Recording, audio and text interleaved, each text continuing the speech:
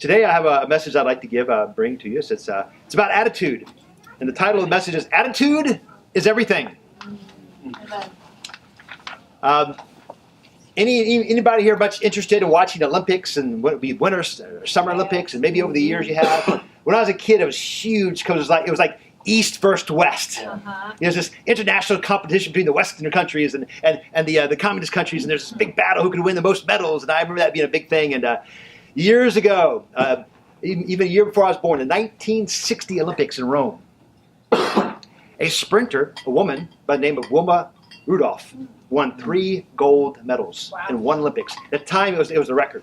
I think that stood as a record in one Olympics for most gold medals since until Mark Spitz won 7 in 72, I think it was. And she was a sprinter, but it's an incredible story. I've used this story in the past, but her life story is absolutely amazing. After having won the 3 gold medals and dubbed the title of fastest woman in the world, at an interview, she made the comment and said, I'd like, in an understated way, that she'd like to thank her family for all they've done for her. For those not knowing her story, you'd think, well, it's obligatory, you're supposed to say things like that. But there's quite the story behind her family and what happened to her. She was born in Tennessee in 1940. 20 of 22 kids. Wow. 22? Yes, 22 kids. Yeah. I think the father had been from a previous marriage. I don't know all about that, but and his second wife, they had 22 children. She was the 20th of those 22.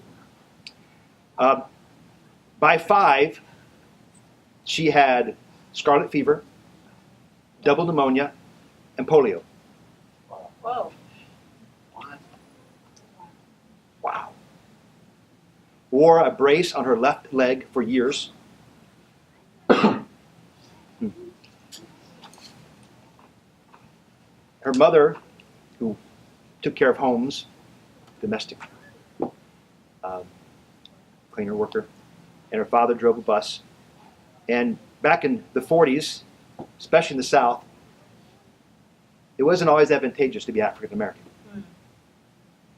She found a place in Nashville where she could take her daughter. And after seeing the doctors and diagnoses and possible treatment plans, the quote was made, my doctors told me I would never walk again. My mother told me I would.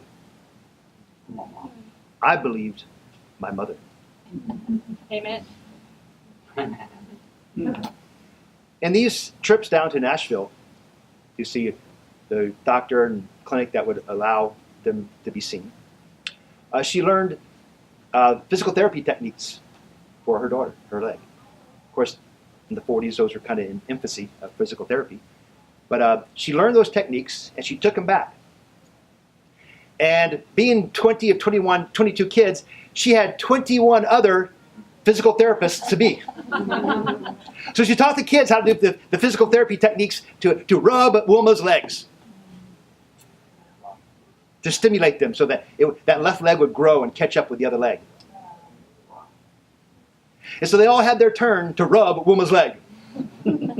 I can just imagine that sometime. Mom out the screen door of the back porch. All right, Larry, it's your turn. Mom, I don't want to rub Wilma's leg anymore. I'm playing. It's not my turn, it's Sally's turn. You see these little family fights break out. Yeah. But they did their duty. And this young woman's leg caught up to their leg. Believe it or not. And in a few years later, went from basketball to track and field, won a bronze medal in the 1956 Olympics, 3 gold medal in the 1960 Olympics. So when she said, I'd like to thank my family for all they've done for me in this understated way, many did not know what that meant at the time. Passed over by many. But of course now their story came out because of the notoriety she had of being Olympic gold medals 3 times. But this idea of attitude is everything. If you would look at me over in Matthew chapter 17 very quickly, and we're going to go back to to Acts because we've been doing a preaching series in Eugene on the book of Acts. But I want to just throw out a scripture to you and make this interesting parallel. Come on, Kelly. Chapter 17, in verse 19, it says, Then the disciples came to Jesus in private and asked, Why couldn't we drive it out? He replied, Because you have so little faith. I tell you the truth, if you have faith as small as a mustard seed, you can say to this mountain, move from here to there, and it will move. Nothing will be impossible for you. You can almost take the word faith out and insert the word attitude. How close are those words? I don't know exactly. But there is a parallel. There is a connection somehow. Yeah. It's hard to think of somebody who's faithful who has a bad attitude. Yeah. I hate life. Everybody's against me. This isn't fair. I'm bitter. I'm angry. Everybody's out to get me. Yeah. Does that sound like a faithful person to you? No. I don't think so. No. Good. Talk about Attitude and faith are connected somehow. Yep. Exactly synonymous? Perhaps not. But I don't know you can get the faith without a good attitude. Amen. That's right. Yep. Look, bad stuff's going to happen in life, isn't it? Yes. Yeah. Stuff we don't like is going to happen. We're going to perceive things. Maybe that wasn't reality, but we're going to perceive things that make us feel certain ways. Uh-huh. And we can decide, am I going to be negative about this or still be hopeful and positive and have this attitude that God's still going to work in life? Or am I just going to give up and say, it's just all against me? Great. Attitude's everything. So let's continue. Acts chapter 17. stuff, Kelly.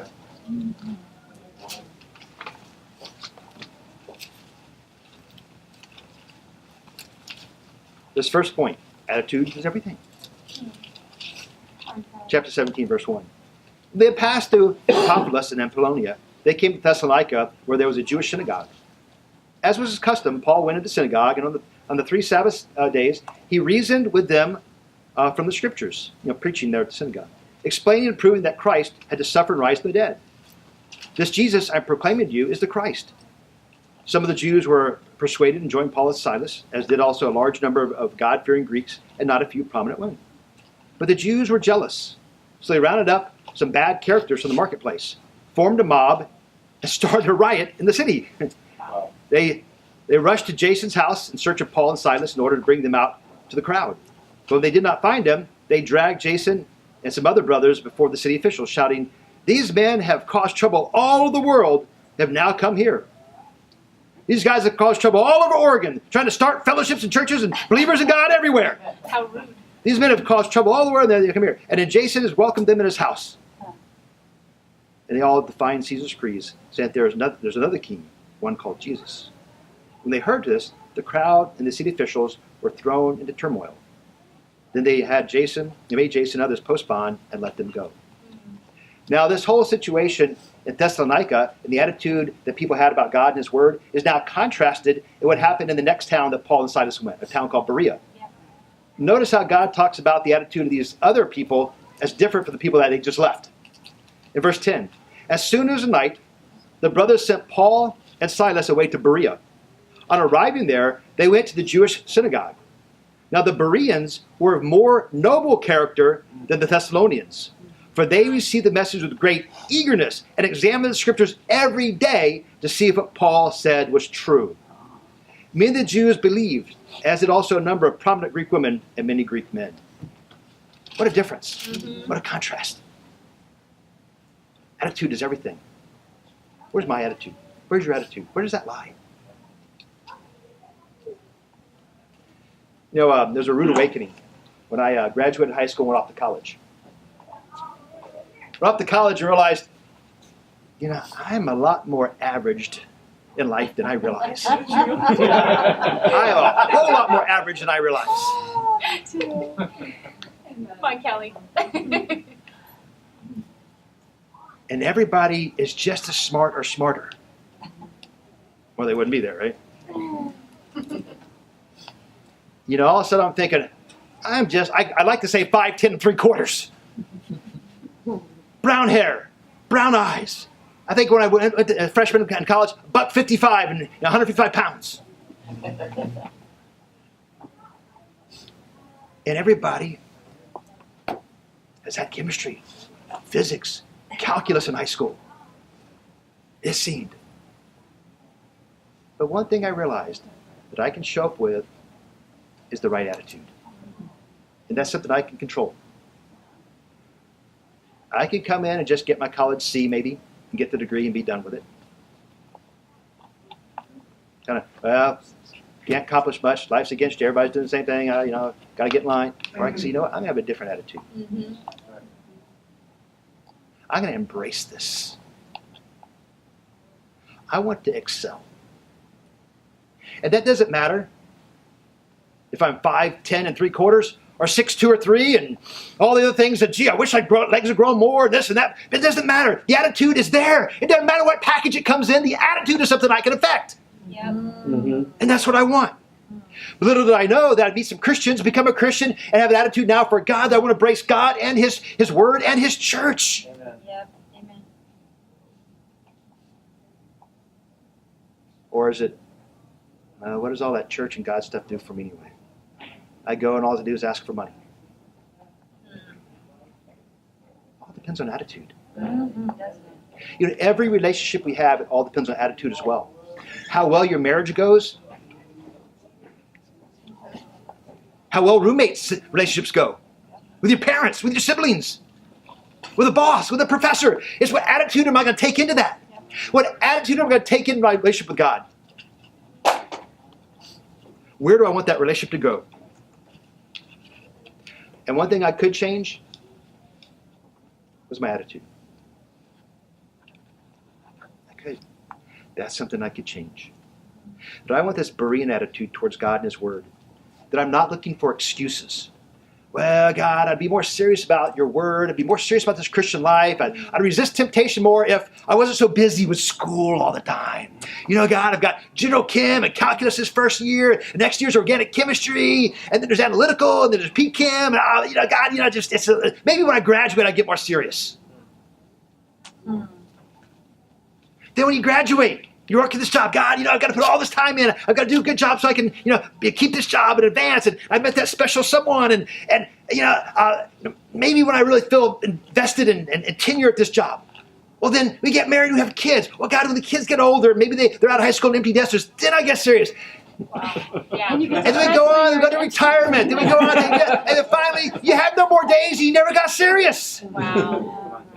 Right? There's always an excuse to be had for everything in life. It's because what priorities are going to make God and His Word? What priority will I make it? What attitude will I have at it? Because there's excuses galore. There's always an excuse to be found easily. Excuses, everybody go, let's shake the head. Yeah, right, that's a good excuse. I use that too. Yeah, let's be buddies. We're excuse buddies. Yeah, hey, how you doing, man? Got any good excuses this week? Oh, that's a really good one. I'll use that one now. We look for excuses with things that we really don't want to do, we should be doing with them. And one of those things is God, His Word.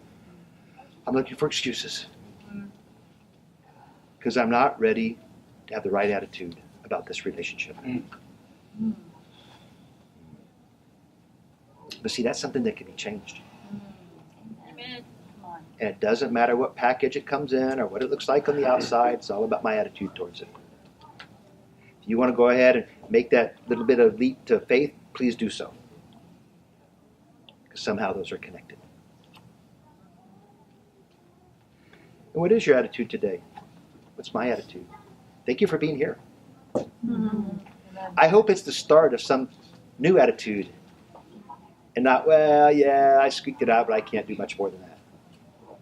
Mm. That God's going to be first in my life.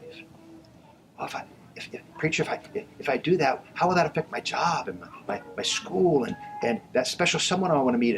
And we can go down a list of all these things. Well, how's that all going to work out? Well, you're asking a God who created the universe with the phrase, let there be light. Yeah. He created the double helix of DNA and life and me and you, and He did all that.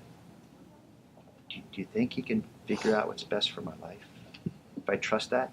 Not too hard. You're right, exactly. People say, I don't know if the Bible's for God. It's been translated by so many people over the years. I don't know if it can be really trusted anymore. I said, well, it's not really a problem with the Bible you have. It's a problem with believing in God. Because if God did all that other stuff, do you think He can write a book and keep it the way He wants it for a couple thousand years? You see what I'm saying? Yeah, I think so. It comes back to, I really believe God? Do I believe him that if I do it his way, relationships are going to go the way they're supposed to go in life? Or do I feel like I have to take the reins in my own hands? You know what? Thanks, God. Maybe if I get in trouble, I'll come see you. But I got my own direction to go. Wow. I'm going to steer this train down somebody the other way.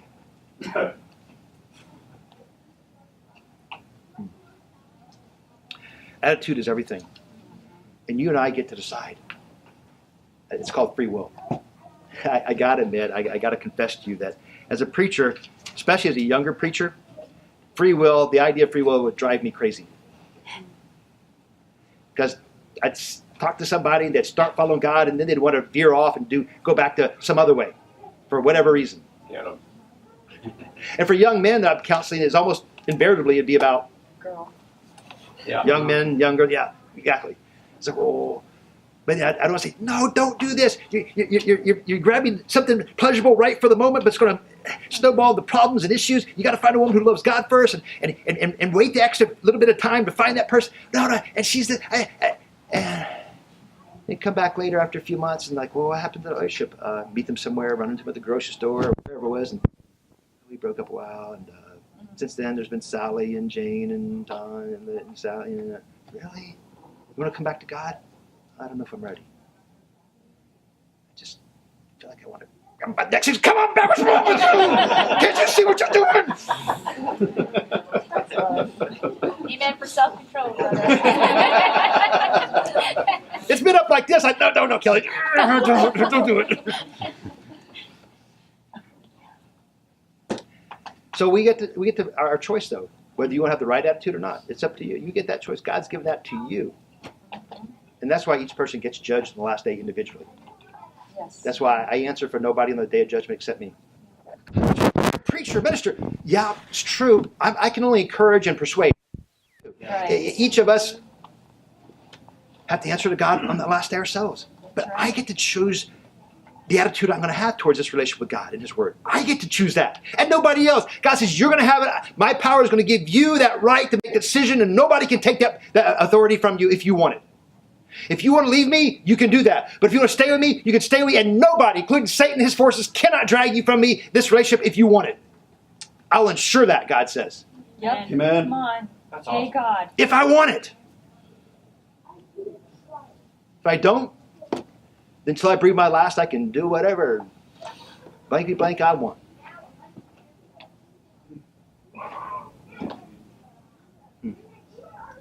But once that last breath is breathed, then I no longer have control. And free will disappears. Wow. It's all about our attitude. And you and I get to change that.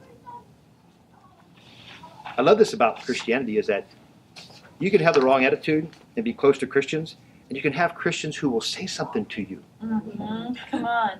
Wow. Say, hey, bro, I've been noticing something's changed in you. You have actually somebody that loves enough and cares enough to say something. Right. Yeah. This morning we were standing out in the lobby and I was talking to Cody. Cody has a piece of fuzz right here on his beard. He's got the cool beard going. Kelsey, you like the facial hair and beards? I love it. Oh, Kelsey, they just got married about a month ago, and so he's a fuzz hanging right there. And I said, you know how it is sometimes you should I say something to somebody? I said, it's like, Cody gets a fuzz right there. He goes, got the first swipe right off. It's like he knew exactly what I meant. It's that guy thing out there too. Cool, no problem. So, but we get to have relationships where we can talk about these things and help one another. And I thought, well, if I say something, he might be offended. It might be kind of strange and awkward. And I want to say something, but I don't think. Whereas Christians, we can say stuff to one another. Yeah. Right. In love. In love, yes. Not gossip. Not gossip, not harshness, not me, but in love, because we want the best for each other. Mm-hmm. Wow. And so we can help each other with our own attitudes even. I like that. I like the idea that it's supposed to be a family. Two greatest commandments. Love God back with all your heart, soul, mind, and strength. But God didn't leave it at that. He says, and the second commandment, yes, it's the second, it's not the first, because loving God's first. But not far behind is the idea of loving others as yourself. God's trying to create a family where He's dad and you and I are the kids. Yeah. Now it's like 7.2 billion or 7.3 billion kids. Sure, my wife and I got to have 3 kids. We thought about 4, but 3 is like, well, we're just clay vessels. We're just humans. 3 was all about all we can handle. But God can handle 7.2 or 3 billion, and who knows how many more? God can handle that. I mean, we had enough. We had a green mini Dodge Caravan when the kids were younger. And I remember times I was just wanting to reach back there, grabbing one of them because they're doing something. They wouldn't listen, and the old, just like your parents, you want me to pull this car over? You start realizing I'm a lot like my mom and dad. Anyway, but God's got this family He wants us to be a part of. I can have the attitude, yes, I want to be a part of it. Or you know what, I'm going to do my own thing. I got another way. It's kind of weird when you think about it from God's perspective. My created says they know a better way than the Creator does. Wow.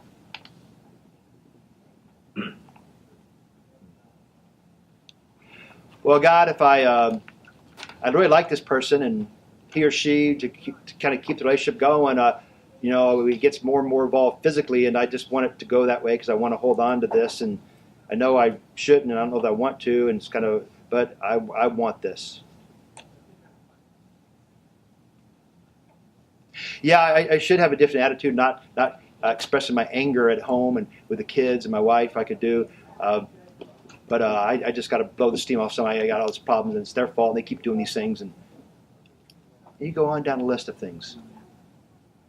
You know what? I don't know if it's God's way is what I want to do. And the Creator, saying back to the Creator, I got a better way. Really?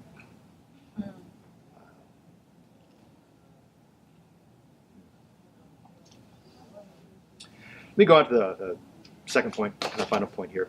And that is everyday Christianity. In Acts chapter 17, if you go back there to verse 11, it says, now the Bereans were of more noble character than the Thessalonians. Wouldn't you want God to think you as having noble character? Yeah. I don't know. Kelly, his character, it's a little sketchy. I don't know, man. Is he going to make it or not in the end? We'll see. I like the idea of thinking God is looking at me as someone with noble character. It says, for they received the message with great eagerness and examined the scriptures every day to see if what Paul said was true. Now, who was Paul?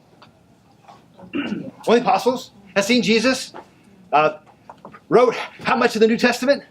And he's preaching to them. Instead of just taking his word for it, what did they do? They went back to make sure his references to the Old Testament, the Torah, were correct. I like that. They're going to make sure that they have their own faith, their own understanding, their own knowledge of the Bible. And that's what we ought to have, my own knowledge. We can't say the last day, well, God, I did what I did, I believe because this is what my parents taught me, or this is what the preacher in the so-and-so family church said, and you're like, well, who's preacher so-and-so? Oh, Reverend Smith. Well, I'm going to judge him next, but I got you right now. Why do you believe what you believe? Well, but it should be on us to say, I want to know why I believe what I believe. Come on. Yeah. I have a faith because I have my own beliefs that God's Word. That's why it's encouraging when people have their own Bibles, even they take notes. And I know for years now, if I were to say something that was not in line with the Scriptures, there'd be a line up here after church, the final amen. Kelly, what do you mean by that? That sounded a little interesting. To help me understand what you meant. Yep. And that's the way it ought to be. Yep. Because I don't want to say something that digresses from God's Word. Who am I? I'm just another clay vessel that God made, just like you, and we're reading the Scriptures. I want to have my knowledge of the Scriptures, my faith in God's Word. It says they did it every day. Christianity is an everyday relationship with God and with one another. It's every day. Amen. Every day. It's not, well, I go on Sunday mornings for an hour and I leave it at that. Well, you do the other 150-something hours a week. That's mine. I give God that 1 hour. It's mine. It's an everyday commitment. And there are big commitments in life, aren't there? Yes. Some of them are everyday commitments, and some of them not so much. You could go through some of them. Job or career. Is that a big commitment in life? It's a big commitment. Yeah. It may not be hopefully it's not an everyday commitment. But still, our wife, our children are more important than that commitment. Does it pay the bills, put food on the table? Absolutely. But that's such a big excuse among men. I gotta go to work and bring home the bacon. No work, no food on the table, and I gotta pay the mortgage. Yeah, but you work every single hour of every single day of every single week of every single month. No, I work 5 days a week. Matter of fact, I work 4 because we have 10-hour shifts. Oh, then you've got a lot of time. Mm-hmm. Is marriage an everyday commitment? Yes. That's an everyday relationship. How about going to the gym and working out? Is that important? Well, of course it is. But it's not as big as a relationship with God, our spouses, our kids, other Christians. If you work out with other Christians or your wife, that's even better. Our husband. Okay, how about children? Are they everyday commitments? Yes. Yes. Absolutely. Our kids are all out of the house. Even our youngest, who's at UCLA, she's finishing her junior there. I call her daily. So how's she doing? Sweetie and beautiful, and talking to her and how things are going. Some days she's real chipper and talks about this. Some days it just feels like she has an avalanche of stuff to do. And she's the type of person that not only does school, but she's doing pre-law society and mock trial and volunteering at the DA's office and Justice Corps and all that stuff. Awesome. So, other big commitments. Fellow Christians, are those daily relationships? Yes. Well, I thought I just saw them for an hour on Sunday and left it at that. I'm trying to remember his name. Larry, Tom, Joe, what is it? Who's that Joey guy? Yeah. No, they're everyday relationships. Okay, God. Is that an everyday relationship? Yes. Supposed to be. Supposed to be. Well, if you would, keep your finger there, but look over in Mark chapter 29. I'm sorry, Mark chapter 12. Mark chapter 12, verse 29. What is it? Mark, the book of Mark, chapter 12.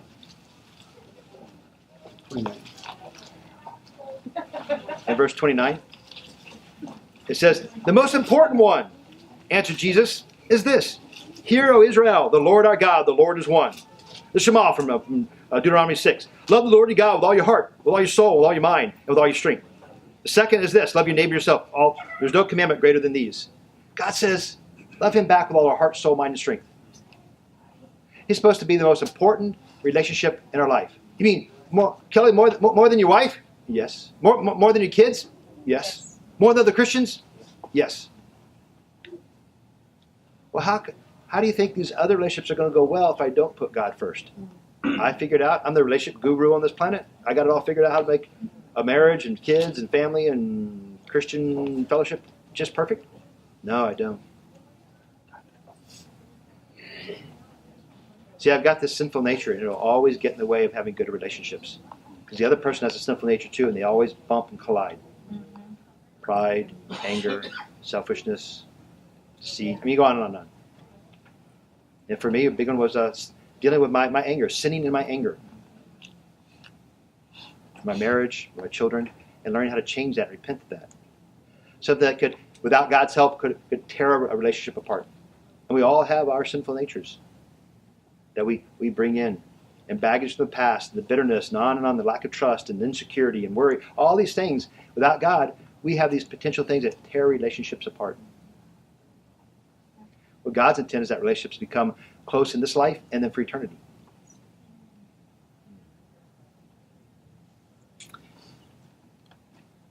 Well, we have to be willing to examine the Scriptures every day. Because when you examine the Scriptures every day, you know what you're also examining? Yourself. Yourself, your own life. James 1, it says, like looking into a mirror.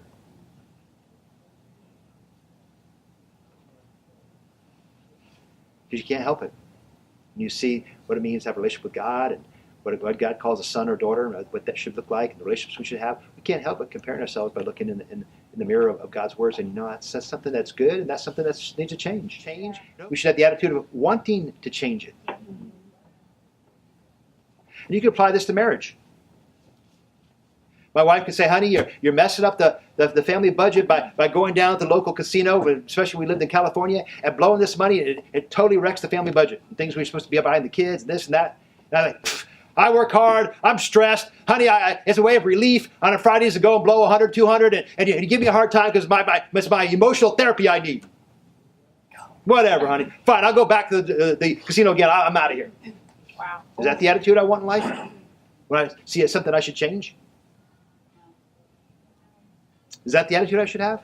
No. About anything I should change in the relationships of my life. No.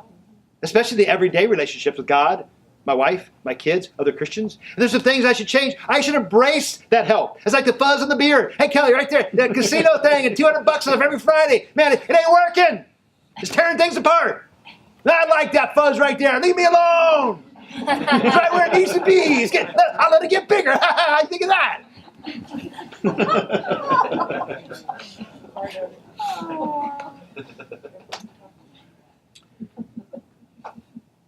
Or I can take the attitude, that's not right before God.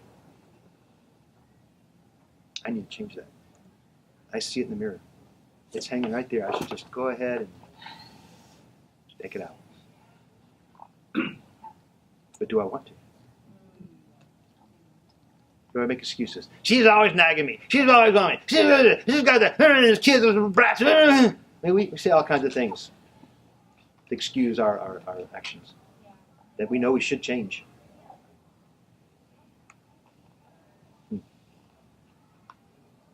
Everyday Christianity. That I'm willing to see myself in the mirror each day. You get up in the morning, you do, don't you? Yep. Guys, we shave. And today I look in the mirror, tie my tie. My wife looks in the mirror, she puts it. Does her other things, makes it look great. She says it's not fair because I get to get out of the shower. I'm ready. But it makes you look so beautiful. She says, oh, thank you. You and I should look into the mirror spiritually each day as well. Yeah. But sometimes if we don't want to change and embrace it, don't want to have the right attitude, it's easy to want to avoid that mirror. Yeah. This everyday relationship with God, praying to God, and reading His Word, and living up to the relationship with God. Sometimes it's very soothing and this relationship with God. It brings a lot of comfort and security. But sometimes we know there's expectations in that relationship, don't we? Yeah. Come on, Cal. And I need to live up to those expectations every day. Every relationship we have has expectations, whether you want to admit it or not. A marriage has expectations, right? Mm-hmm. If I don't have expectations, wow. Imagine me telling my wife on our wedding day, yeah, honey, I love you. We'll marry together. And hey, if some other hottie comes along, I may just kind of jump in bed with her. How do you think of that? No. But if not, if so, hey, we'll see. Would you guys be happy with a relationship like that? No. No, absolutely not. Every relationship we have has daily responsibility. Kids, is there a daily responsibility to kids when you have kids? Yes.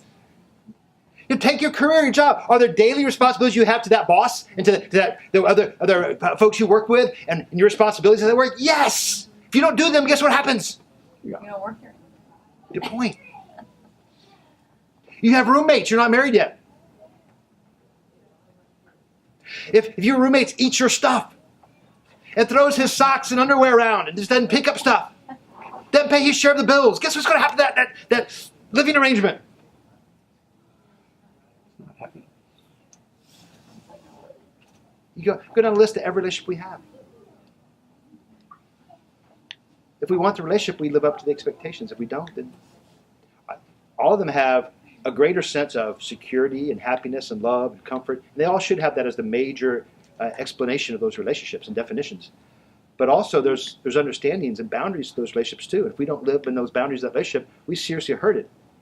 And if we don't change that, we destroy those relationships. We destroy those everyday relationships. Because we want to do something different. We don't want to live up to the expectations. I'd much rather please me than her. Now you're getting the definition of love. Meeting someone else's needs over my own. Sacrificing myself for someone else. Well, I thought love was like, coming when I'm around you, I have those funny butterfly feelings in my stomach. You make me feel good. And that what love is? Yeah, that's it, right? He's even had a Justin Bieber dude song, I love you because the way you make me feel, right? Hey, yeah, that's what love is. What happens when that feeling's not there anymore? The butterflies go away. What then? Fire. Yeah, exactly. You start looking for somebody else who brings the butterflies back.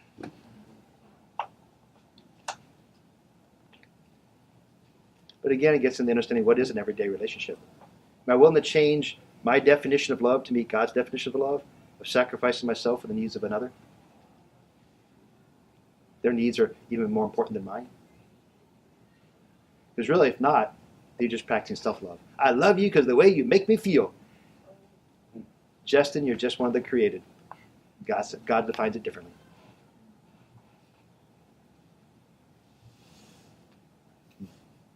But hey, I don't want to go that side of it. It's more than I plan to go. But this idea of God wants an everyday relationship with us. Do you want it with Him? Yep.